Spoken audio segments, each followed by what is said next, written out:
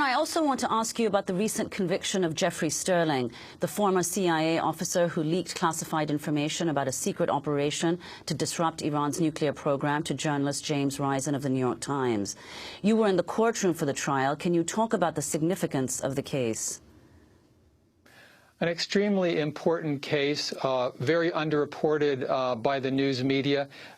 Tremendous selective prosecution against one of the only African-American case officers in the CIA, somebody who went through channels as a whistleblower to the Senate Intelligence Committee to report in 2003 about a dumb and dangerous CIA operation aimed at Iran with the nuclear design component information back in 2000. So Sterling went on trial last month in federal court for revealing to the Senate Intelligence Committee something that the Senate Intelligence Committee needed to know, but the actual charges were, as you mentioned, that he leaked the classified info to James Risen. Being in the courtroom day after day for the 7-day trial, very disturbing, not only the selective prosecution, but also the fact no African Americans on the jury, 23 CIA officials testifying, and a tremendous amount of innuendo against the defendant in that case. So I'd really urge people to look into it more closely because Jeffrey Sterling deserves support.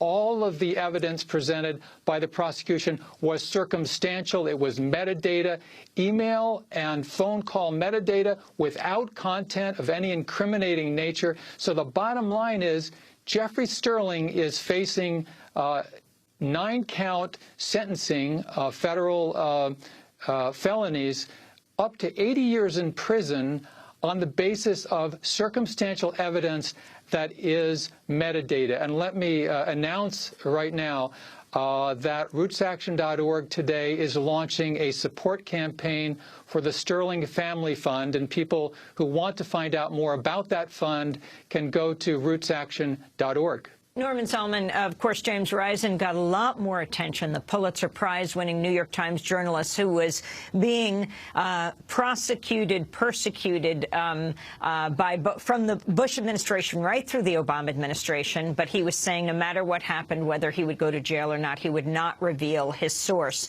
So the fact that he didn't do this, but did ultimately did agree to be questioned, what was the significance of this?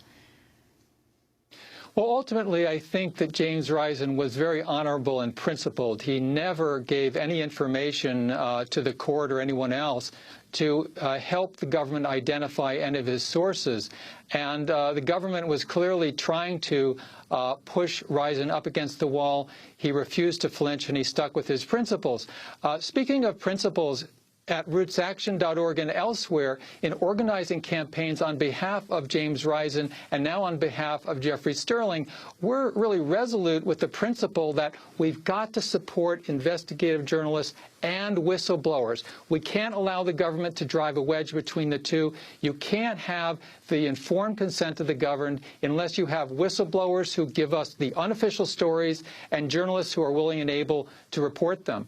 Norman Solomon, we want to thank you for being with us, Executive Director of the Institute for Public Accuracy, co-founder of rootsaction.org, author of many books, including War Made Easy, How Presidents and Pundits Keep Spinning Us to Death.